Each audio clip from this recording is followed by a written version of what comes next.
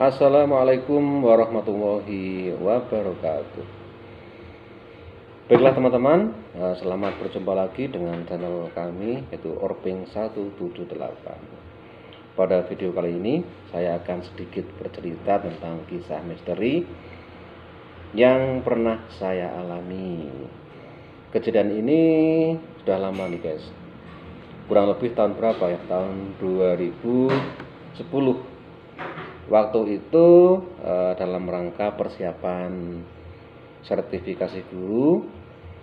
Nah, sertifikasi guru itu kan ada apa yang namanya portofolio.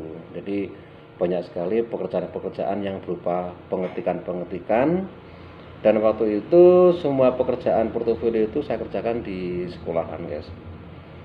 Sementara sekolah dulu tuh masih bangunan lama itu belum seperti sekarang. Udah lantai 2, masih bangunan lama lah gitu. Kantornya masih di kantor tengah itu, di depan gerbang itu. Nah, langsung saja pada waktu itu saya datang ke sekolahan itu jam berapa ya, jam 10 malam. Dan kebetulan di sekolahan ini sudah banyak teman-teman, terutama penjaga dan kawan-kawannya, seperti waktu itu Mas Kosiin yang sekarang itu menjadi lebih di desa Pecawangi, Mbak Lebih. Kemudian kawan-kawan yang lain seperti Mas Huda, ada Sebayatul Hamid, ada banyak sekali lah di sini.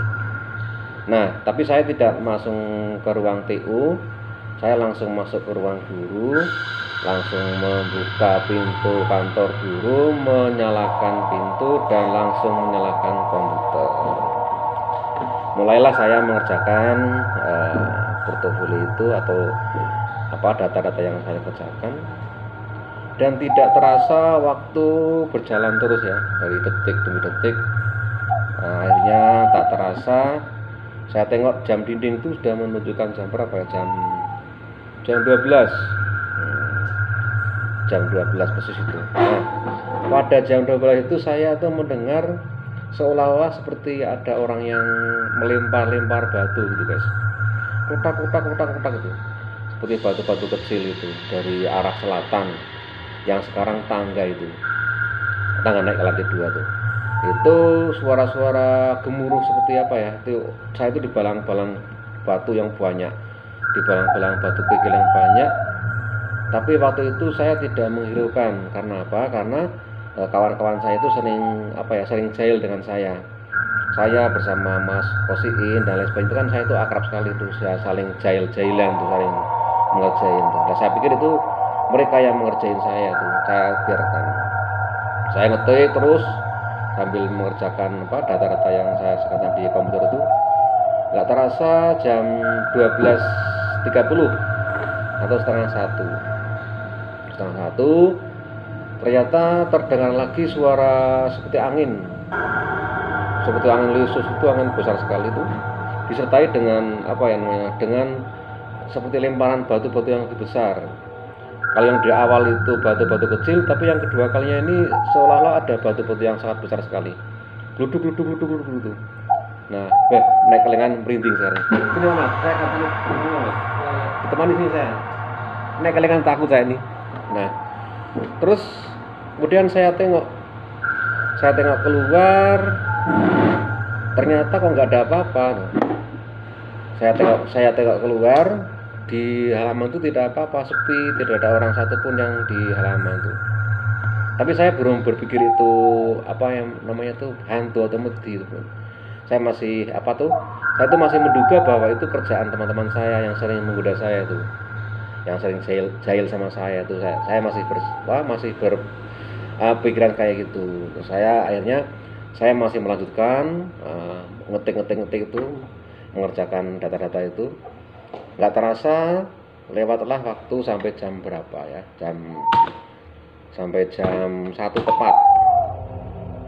Pas jam 1 tepat itu, saya itu mendengar dari kejauhan ada orang yang menebang pohon, nebang batang pohon di depan MTS tuh, di depan sekolahan itu yang sebelah selatan itu, tok gitu. Terus jatuh satu batang, berbiak, srek gitu. Saya biarkan lagi. Saya pikir itu kawan-kawan saya yang ngerjain saya itu. Ngapain malam-malam kok tidak penekan, ngetok-ngetok duit barang opo, pikir saya. Saya kira itu saya itu masih berpikiran itu adalah pekerjaan teman-teman saya itu. Saya biarkan, kemudian suara itu semakin mendekat itu. Yang tadinya itu suaranya itu dari kelengkeng yang paling selatan, akhirnya seolah-olah tuh dia tuh pindah ke pohon kelengkeng yang di depan kantor itu. Dia tuh seperti mengetok-ketok batang pohon seperti ngetok batang pohon kelengkeng itu, tok tok tok tok, grubiak, beluk gitu kan, jatuh ke lantai bawah itu kan. Akhirnya tuh seolah-olah tuh batangnya tuh diseret itu, srek tuh. Nah, waktu itu saya sudah mulai curiga nih, ini apa pekerjaan apa nih malam-malam gini kok main-main kayak gitu. Nah, terus saya akhirnya nengok keluar, saya tengok kanan kiri, ternyata masih sepi juga tuh, masih sepi, nggak ada orang, hawanya dingin dan gerimis ada rintik-rintik hujan tuh, gerimis, nggak hujan lebat tapi ya hanya hujan dikit. Nah, kemudian saya mulai curiga nih, apa mereka main-main sama saya tuh. Saya tengok, tapi kantor TU yang tempat mereka tidur tutupan. Tapi saya belum begitu takut. Akhirnya saya masuk lagi. Saya melanjutkan pekerjaan saya. Saya ngetik. Nah, atau mengerjakan tuh data-data itu. Pas jam 1 lebih berapa? Seperempat. Jam 1 lebih 15 menit. Saya kan capek sekali, lambungnya pegel. Terus saya ngeliat tuh apa ya? Ngeliat tuh lolok lambung atau melemaskan tulang sambil gini tuh. Iya gitu. Nah, pas waktu gini tuh saya tuh melihat di kaca. Kan kebetulan di samping komputer tuh ada jendela kaca itu. Nah, saya melihat di kaca itu seolah-olah ada sebuah bayangan sosok wanita yang setengah baya. Wanita itu setengah baya itu ya tidak muda sekali, tidak tua sekali, ya seperti wanita yang sudah punya anak 3 atau apa. Itu di halaman kantor, di luar tuh, di halaman tuh ada bayangan gitu. Tapi kan nggak begitu jelas. Jadi bayangannya nggak begitu jelas karena kaca jendela itu kan silau dengan lampu kantor kayak gitu, lampu kantor. Nah, kemudian saya penasaran untuk meyakinkan apa itu sebenarnya yang ada di luar tuh. Kemudian saya dekatkan wajah saya dekatkan di kaca itu, tempelkan itu. Nah, pas bersamaan dengan wajah saya tempelkan ke kaca jendela itu ada sosok wanita tadi. Wajah wanita itu langsung langsung dengan cepat mendekatkan wajahnya sampai menempel ke kaca. Jadi seolah seperti seperti orang berjamuan saya dengan wanita itu, tapi terhalang oleh kaca itu. Nah, kemudian saya terkejut, saya mundur kira-kira 25 cm. Wah, astagfirullahaladzim. Itu saya yang terkejut, bukan main terkejutnya, takutnya kalau ingat saya itu merinding sampai sekarang itu. Ketika saya mundur 25 cm dari kaca itu, yang tadinya wajah wanita cantik tadi sudah berubah menjadi seperti lukisan. Jadi nempel di kaca dengan kayak lukisan itu, dengan wajah yang menakutkan tuh. Rambutnya terurai, kemudian matanya terbelalak, kemudian kalau bola matanya masih utuh tuh, masih ada nampak warna hitam dan putih. Tapi sekeliling mata itu sudah hancur. Ya, sebagian dagingnya itu sudah hancur. Kemudian hidungnya sudah nggak kayak hidung.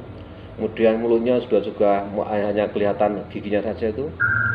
Nah, kemudian saya amati sambil saya bengong tuh, apa ya, manusia atau apa, sambil deg-degan saya takut sekali itu waktu itu. Nah, kemudian saya amati tidak hilang. Ternyata tidak hilang sampai kurang lebih 1 menit tuh wajah tuh masih nempel di kaca tuh nggak hilang. Dengan saya waktu itulah saya sadar berarti ini mungkin bukan manusia, mungkin makhluk halus yang sengaja untuk menggoda saya waktu itu.